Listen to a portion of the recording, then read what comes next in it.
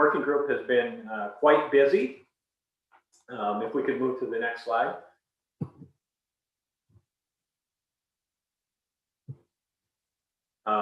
Back one, there we go. So really, we don't have a lot of slides to share with you today. I thought what we would do is to hit very quickly a walkthrough of the project proposal, just kind of summarizing some main important points from the different sections, and then of course moving to the board's feedback and the input, which is obviously the most critical and important to us at this point. So if you turn to agenda item 3A, you'll see great similarity between the structure, of course, of this project proposal as compared to the LCE project that we looked at from Kai earlier today, as we would expect. Sections 1 lays out the subject, of course. 2 goes through the background. Just to pick up an important kind of resetting or reminder, refresher, some of the basics of this project proposal.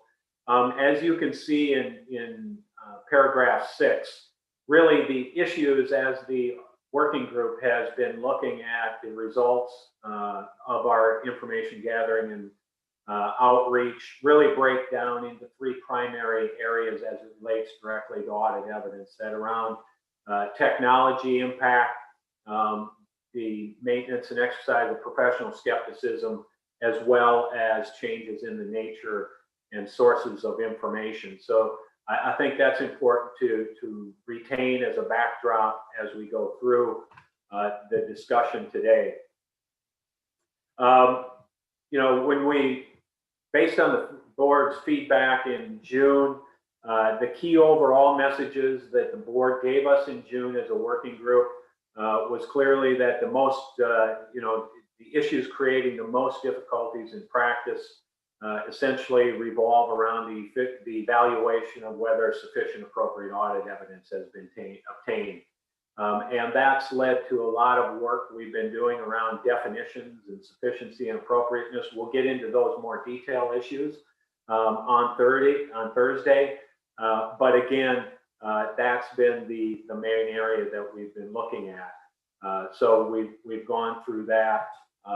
And I think also coming out of the June meeting, what was really helpful for the working group was the board's direction around, out of all of those issues that we received from our stakeholders during our outreach, there were some that were deemed to be outside the scope of this project. We've discussed in the past the importance of getting the scoping of this project right, because there are so many broad and diverse topics, especially when it comes to technology. So in paragraph 10, we've included in the project proposal what the board agreed in 2020 were kind of outside the scope of this particular project, and you've seen that laid out there. The basis for the project proposal, I just direct you to paragraph 12. Won't go through all the detail again, obviously, but I do think this project in particular has had maximum effort in the way of the board's way of working through projects now with the information gathering and outreach activities. I think it's been very robust and certainly extensive with this project. Moving on through, then the rest of section 2 just describes the interaction and the coordination that we've had with both the technology working group as well as the professional skepticism working group. Definitely significant overlap there. Section 3 gets into how the project serves the public interest. Again, I won't read back what we have here, but essentially there's overarching public interest interest matters that are pervasive to any project that the board would undertake.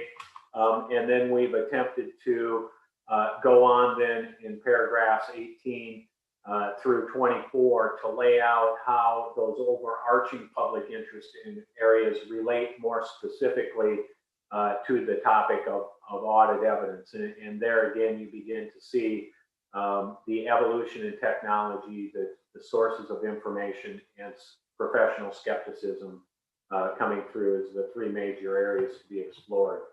Section 4 then provides the project objectives.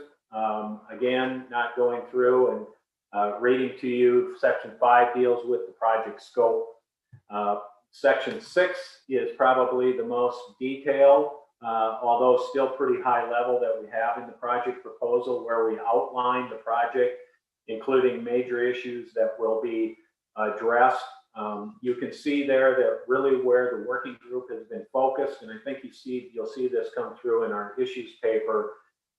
One is to address the clarity, or to clarify the purpose and scope of the audit evidence standard. And we've spent a lot of time as a working group, as well as discussing with the board things like the objective and how those that the objective of ISA 500 relates to other standards such as 315 and 330 and 200 and 700, as far as that goes with respect to forming conclusions, so on and so forth. The second major area, sources of information. I think what I would summarize here is that the working group has addressed this issue and identified a need for this project to consider and do more work around the different sources of information, to provide some definition around that, and then to really consider whether or not there are unique considerations that should be given to information from particular sources, as is kind of the case today with Extant 500 in the way of information produced by the entity, or whether we could develop and have some guidance and some requirements around work effort required to be able to evaluate sufficiency and appropriateness of audit evidence, notwithstanding the source from which it's obtained. So we'll get into more of that again in the issues paper. The continual developments in technology we've addressed here, and then starting with paragraph 43, we come back to professional skepticism, which is an area that is we deem very pervasive to the all aspects of audit evidence. As such, we have dealt with it holistically and in a pervasive manner, understanding that it impacts everything with respect to audit evidence, and therefore there are not specific requirements or paragraphs that we're planning to devote to that topic. Section 7 then gets into the impact analysis, and then we continue through to section 8 on the development process, the timeline, so on and so forth, and the remainder of the paper. So I think, Tom, with your permission, I think what we'd like to do today is, we don't have individual slides on each of the different sections, but similar to the way that Kai worked through the project proposal for LCEs, I think there's some logical sections that we can break this into and ask for board feedback, with the intent of being able to turn a document and come back for approval on Friday. So Tom, I guess with that, I just pause and see if there's any overall reactions or comments before we move into, I would plan to take part 1 and 2, sections 1 and 2 together, and then move to section 3, and then 4 and 5, 6, and then the rest of the paper. So, but any overall or general reactions that we should consider at this point? Okay, rather than have general reactions, it's I just suggest that we go, if you have general one, you could provide them in connection to sections 1 and 2 of the paper. That's up to paragraphs 15 of the project proposal. Any comments on the first 15 paragraphs of the paper? Fiona? I think this falls under a general comment, so I apologise. Thought we might have got a rendition, Bob, of the big-eyed, big-mouthed frog again, but disappointed to see you didn't lead with that. So maybe Friday we can have a rendition of with the actions and everything that goes with it. For those of us who've been around the board long enough, will remember that story. I just wanted to say I'm very supportive of the work you've done. I think the the working group has done an outstanding job. I'm really looking forward to later in the week when we get into some of the issues that you've been delving through, because there's some really interesting topics in there. And I have no issues with the entire project proposal. I'm fully supportive of the way it stands at the moment. Thanks. You're allowed to make those types of comments anytime, Fiona. Sajika. Thank you, Tom, and thank you very much, Bob, for your great presentation. I also have only one very general comment for overall support for the project, and because the most typical and recent issue I have often heard from Japanese practitioners, and also which are covered by this project, are questions like relating to the capability of new technologies that allow auditors to analyze large population, including required work effort to follow up on inspection identified. I heard some auditors are not keen to use new technology, even if it's available, because nowadays it just increased additional burden for the auditors under the current ISAs. And I also had a lot of questions relating to how to consider authenticity of electronic or digital information. This issue became increasingly important due to the impact of COVID-19 on remote auditing practices. I think remote auditing practice will continue after the pandemic. And these are very important as people need urgent help. And I therefore think addressing these issues sooner rather than later is in the public interest. So I therefore fully support to proceed the project. So that's my very general comment. Thank you. Thank you. Roger. Same from me, Bob. A very general comment and very supportive of what you have in the project proposal.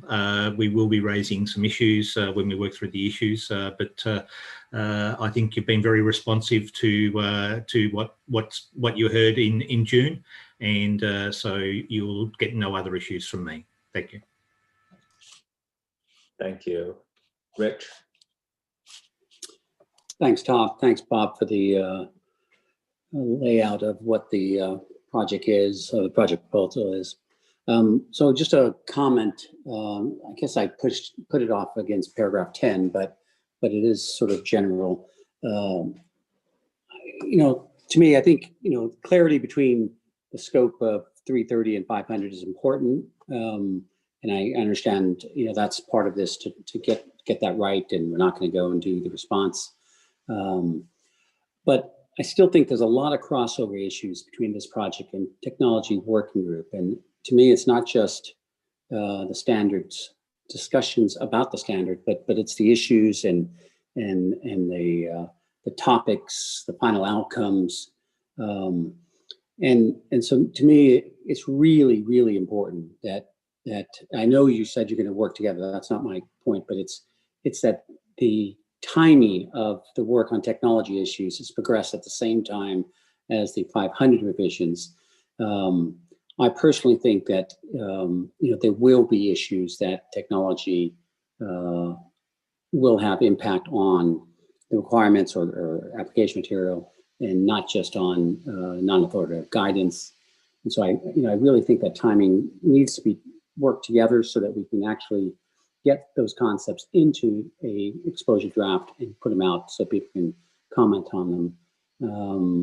I think if we don't do this, I think we're going to have stakeholders disappointed in what's put out as the audit evidence project.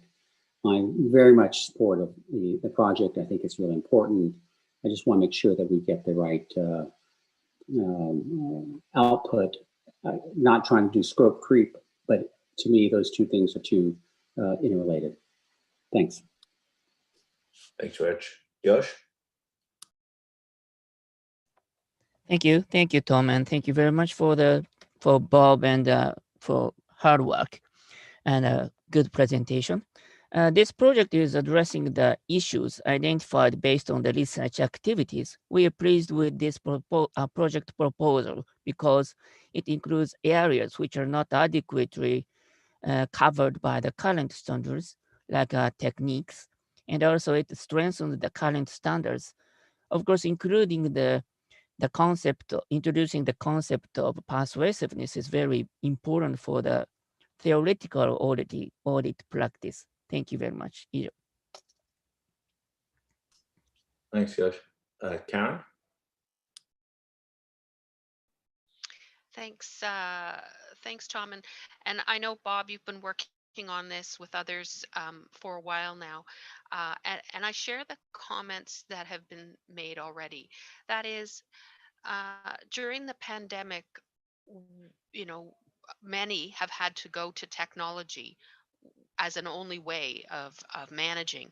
And also, given the uncertainty in the environment, the importance of the evidence and what you need to look for in terms of evidence and how you would accept it has changed significantly. So I just wanted to share the view that in the public interest, this project can't go fast enough, I think. But I think everyone shares that view. Thank you. Thank you, Karen. Bob, you should find those round of comments quite uplifting, and members of the working group. If I hand it back to you, that's the last thing hands on this. Well, thank you, Tom. I'd be pleased if we could end right there and move on, but we will get into some of the more detail here. I appreciate the urgency, Rich.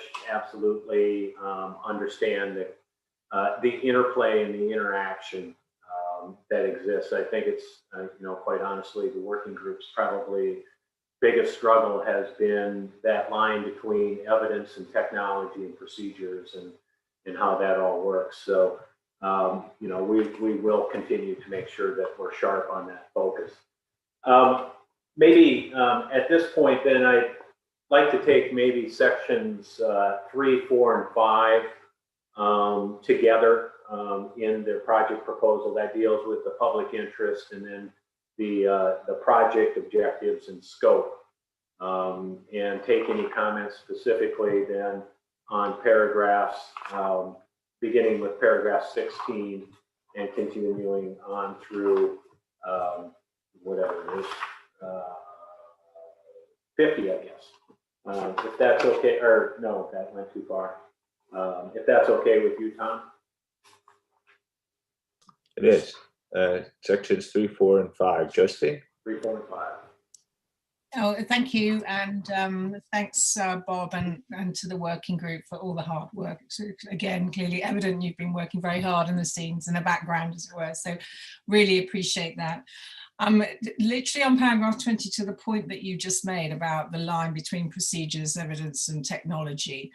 On the first bullet there, I struggled to understand the example, and I think it does actually cross lines, which we're trying to clarify. So paragraph 40 explains this a little better when it talks about the relationship between technological tools and the nature and types of audit procedures. So maybe best use the language there in this point instead.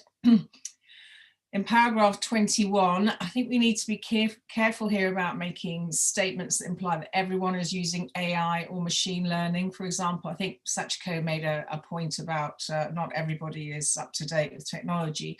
So I think just adding something like to varying degrees just makes it clearer that, you know, it is used to varying degrees. Also, it recognizes that we've been using automated tools, or auditors have been using automated tools and audits for many, many years now, and it's just the technology itself that is evolving. Sorry about this, you're covering quite a lot of ground. On paragraph 23, or perhaps in paragraph 43, the ISA 220 has been enhanced quite significantly, looking at impediments and mitigations. It might be worth, and this might be also a comment for the issues paper, it might be worth drawing on some of the work there, albeit it doesn't deal directly with audit evidence, but it does deal with the work effort and setting up the team in pursuance of audit evidence. Paragraph 26, second bullet point, I'm a little worried that this could imply that we are changing the definitions, and I think that that's still to be examined. So similar to my comments on the LC paper, perhaps we could be a bit more neutral about that language. I do think it's fine though as part of paragraph 34, because that's sort of the work that you need to do to determine if something needs to change. On the technology, paragraph 26, fourth bullet. We also have to consider making it future-proof, so something that we were keen to make sure was clear in ISO 315 revision, so maybe something about that there. I'm going as fast as I can, sorry.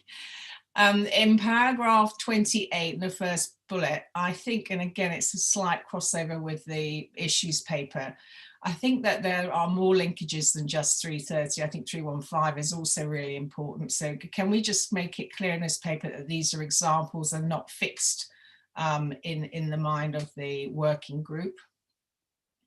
I'm nearly there. Paragraph 32, I think that if you are genuinely of the view that some of the requirements in 500 might actually be best placed elsewhere, I think we need to be clearer and maybe indicate this as part of the objectives. And I probably have to turn to Villiers again, because we always get slightly confused about conforming and consequential amendments. I'm not sure, for example, if we were of the view to take out pretty much a lot of ISO 500, say, application material and place it maybe in 330 or 315 or 200 instead, that's a matter of conforming and consequential. That's quite a big change. And so potentially if you wanted to do that, some might argue that that's scope creep. So I think it's making that clear in the objective that that's a possibility. And I believe just have one more. And then on the coordination, so we're talking about paragraph 49. I think that the coordination with the CUSP and the LC task force is actually important enough that it should be here rather than just as an implication for any personal group. I think it's still an implication and there could be a cross-reference from 56, but I think it's important to make that clear as part of your coordination with other working groups. I think Rich also mentioned another couple of working groups, which I agree with in terms of coordination. But yes, I think I do have a couple minor points, but I can just send those to you rather than take up time now. Thank you.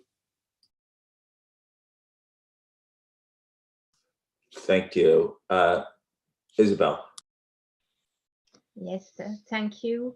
And I agree, it is a very important project, and I share the overall comments that have been expressed by Sachiko. On the sections we are considering, I have some comments. To start with paragraph 26, subheading sources of information, and second bullet, when we explain that we will develop an set of factors or attributes. And I had the feeling, but maybe it's in light of what I read in the other paper, that this could require a lot of additional consideration and documentation from the auditor. And so I think we should be careful to keep some scalability aspects. And I'm not sure I've seen in the paper a lot of reference to scalability.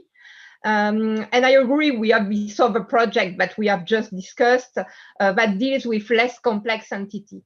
But there will be many entities that will not qualify as less complex, but it's not that they are not less complex, but all their the audit procedures are complex, that all the audit evidence will be complex. And so I believe we still need to keep some scalability in ISA 500. So I will liaise this comment to another section that we are not considering yet, which is question 6, section 6, sorry, when we refer to coordination with other working group. So I would recommend also to liaise with CUSP working group, which is dealing with complexity, understandability, scalability. And my last comment will be on page 8. So it's in section 5 in the project scope, paragraph 28, first bullet, when we say that we will establish more robust requirements. So once again, it may be my understanding of the English language, but I perceived that the opposite of robust is weak. So do we mean that currently ISA 500 has weak requirements, I don't think that's what we mean. My understanding of the scope of the project was to modernize and clarify, but not to say that what we are doing currently is not sufficient. Thank you. Thank you, Isabel. Julie. Thank you, Tom, and thank you, Bob. You've definitely spent a lot of time getting to this point, so appreciate all the efforts of the working group. I just had a couple of things, and the first one is on paragraph 20, and it's the second bullet. And potentially this comment ties into a little bit later in the paper where you start talking about sources of information, because you refer to information and you refer to data. And I don't know if the working group has had any discussions or might have some discussions about the distinction between data, information, and evidence. It's definitely something that's popped up over the course of the last little while on, is data and information interchangeable? Is that something different? Do you move along from data to information to evidence? So it was just something I wondered if later on when you get to the sources of information, if it might be worth noting there, that your group might look at that.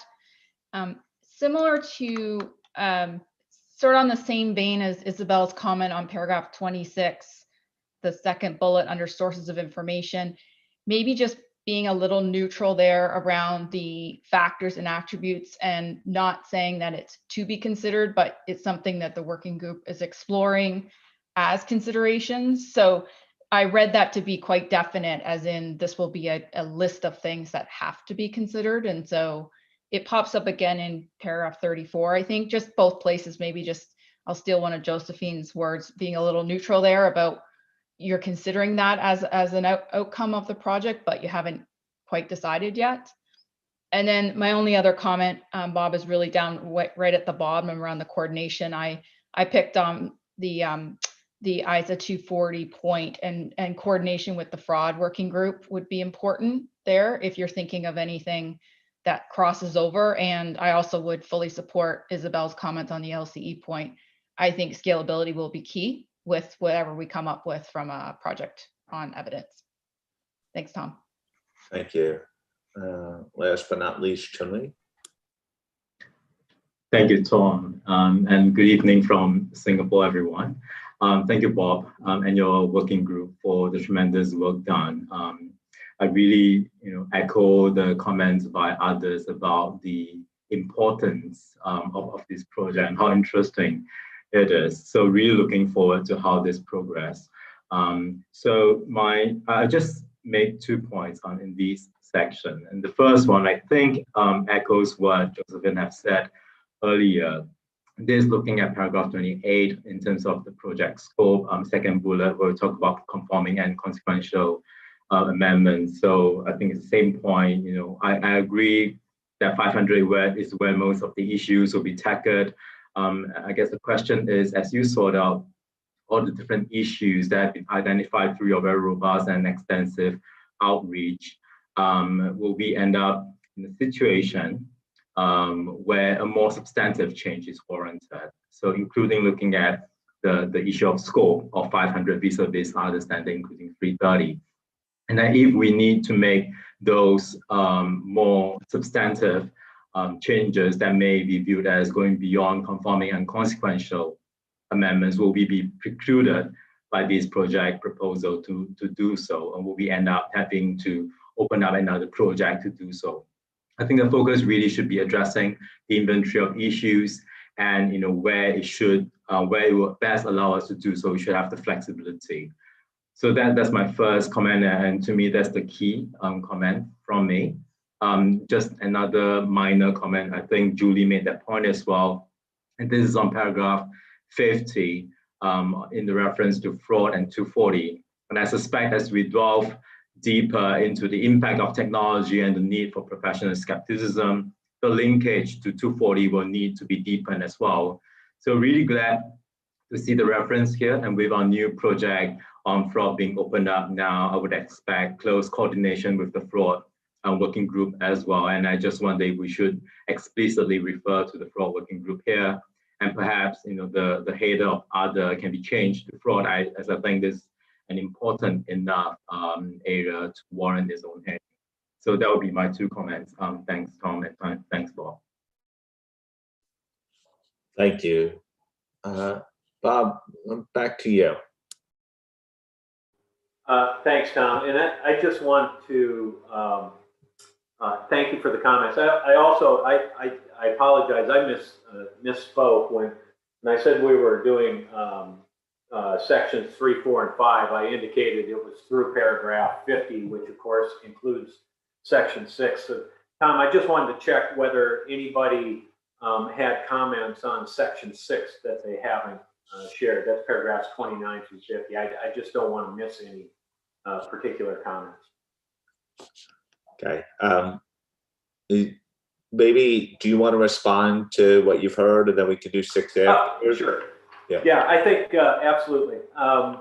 Thank you for the comments. I think the the message that comes through is we need to be a little bit more clear on the linkages with the other projects that we have going on, the other standards, and certainly here,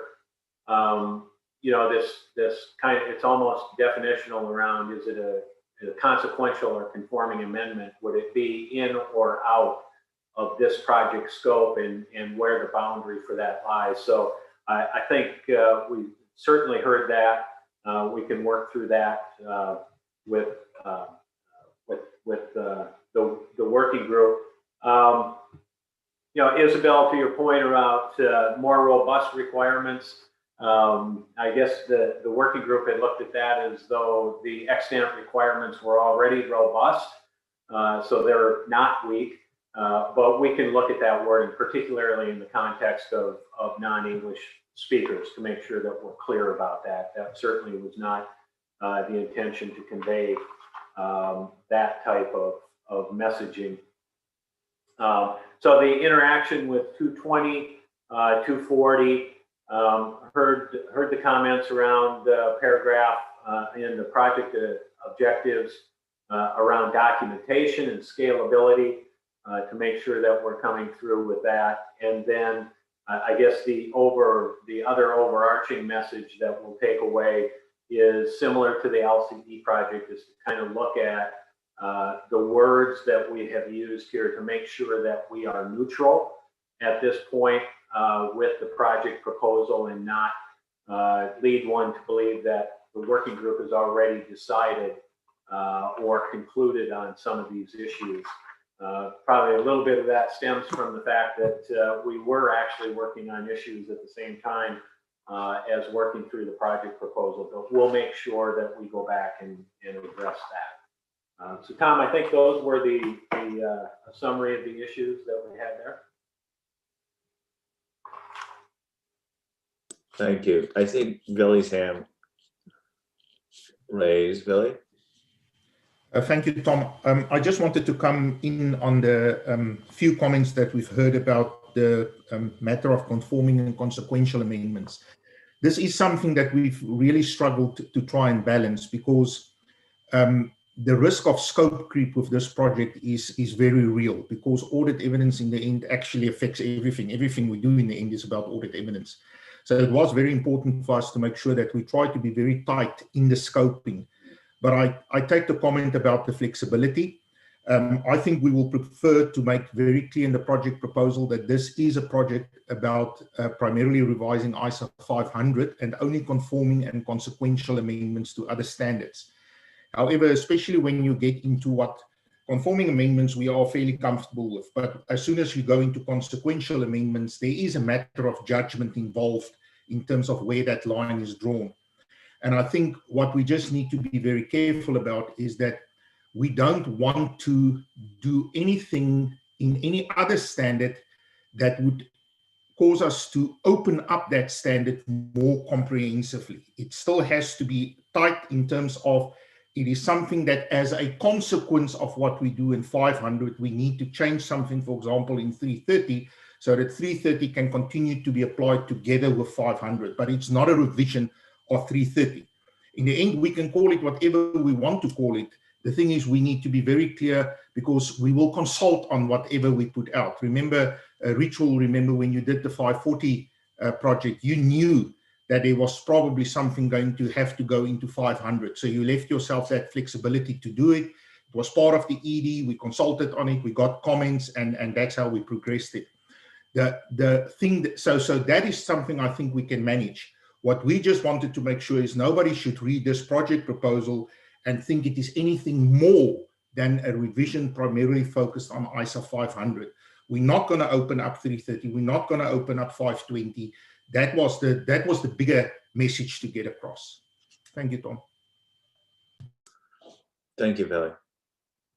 Okay, Rich, your hand went up when we started to mention section 6. Is it should we wait till section 6 on that? Josephine, is it on the Philly's comments that you're coming in? Okay, Josephine.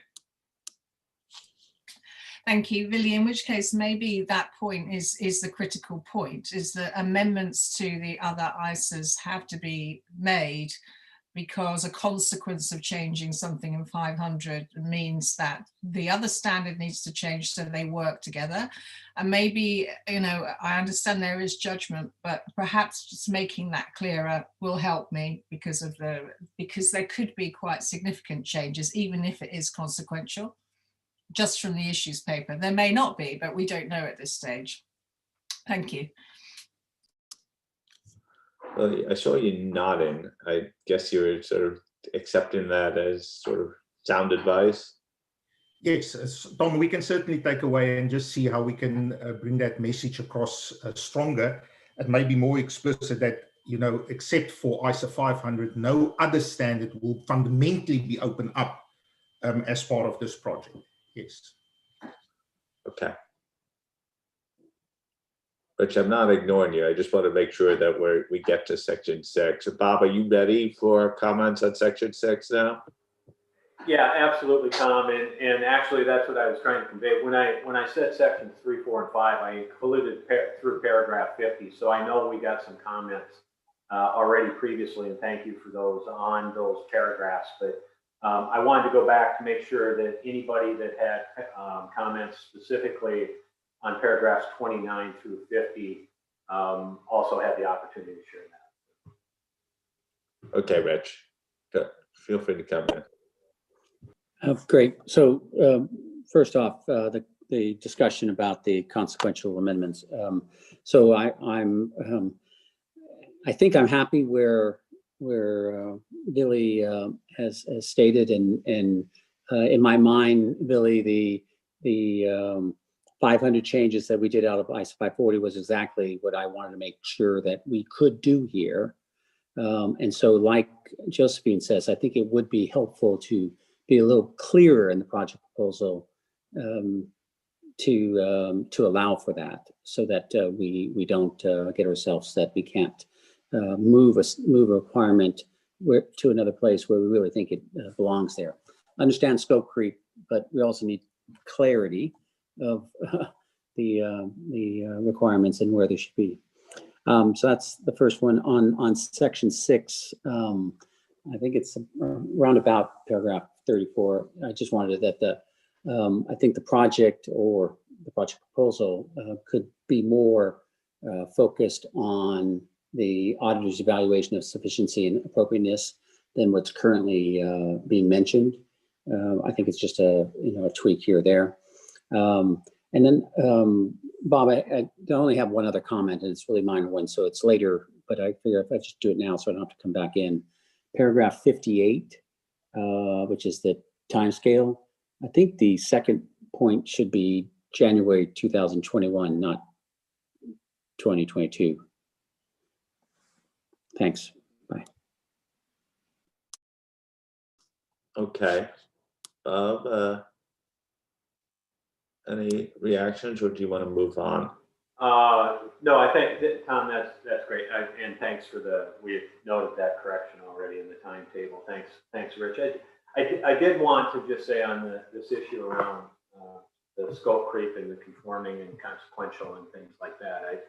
I think we'll get much more into this in the issues paper actually when we pick this back up on Thursday.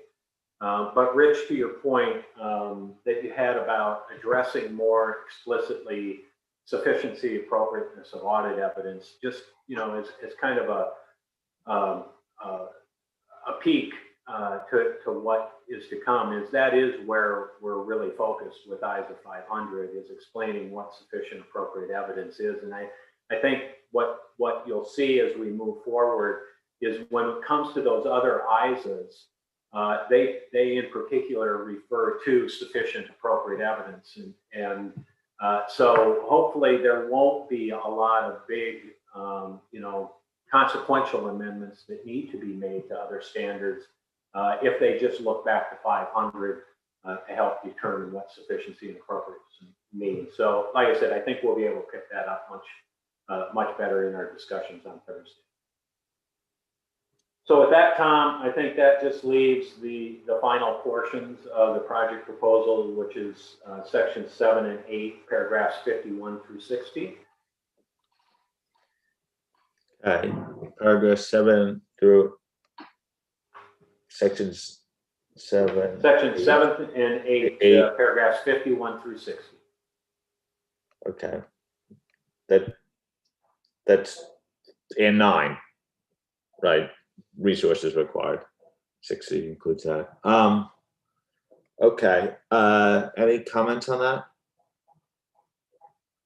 The remainder of the project proposal. I guess, Josephine? Sorry, I'm having trouble with my clicker. Just a couple of comments. On 55, Bob, we don't actually say what we're going to do here, just that there are implications. And normally we give some idea.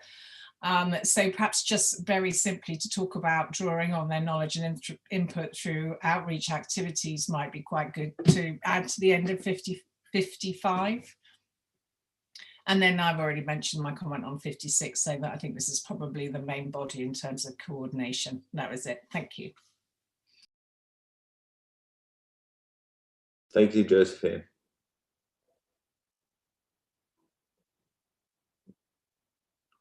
Any others?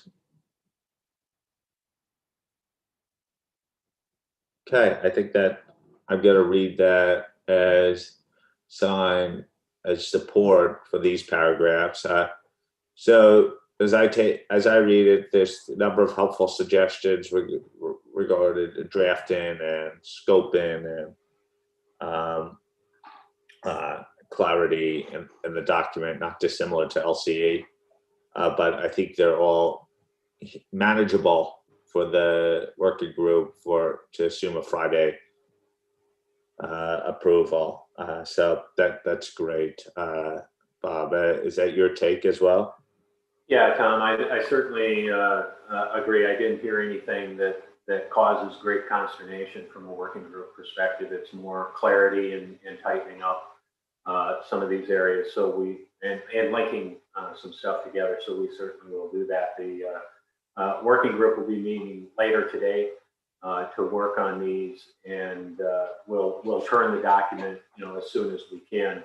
But expect to have a good document for approval on Friday. Okay, that's great. Okay, so with that, I think it's time to wrap up today's session.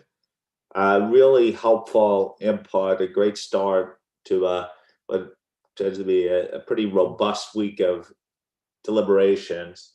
Let me just tell you, in terms of the project proposals, our goal is at the latest after Thursday morning session. Really, I assume it'll all be in track changes as well, so that'll make it easy for it. But based upon the discussion, I don't think that should be the biggest lift, even if it were Thursday after the morning session. A couple of reminders too.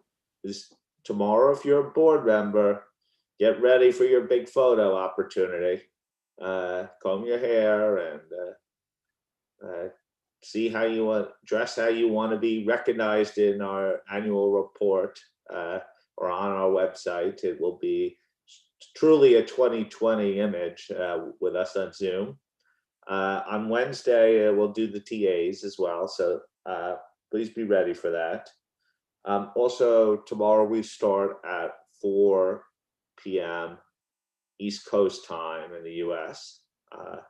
So tomorrow, I guess, it's another way to say it is the pain gets pushed to our European and South African friends in terms of time zones. So and we'll be tackling the 600 ISO 600 feedback and issues. Len, anything you want to add on 600 in prep for tomorrow's discussion? No, not really, but we will have a slide presentation and looking forward to your comments. Great. And it's really as we assess the initial feedback that's come back to the ED right now. Okay, well, we've been very efficient today. Look at this, 9:58. You were worried that we were going to go over. It means that the working groups have done such an exceptional job setting up those discussions. So great job to you both. I hope everyone has a great rest of the day. As always, feel free to reach out to me, Billy, the team, or to the working groups if you have specific comments related to those papers. Great job, and I'll speak to you tomorrow. Bye. Thank you. Bye-bye. Thank you. Bye.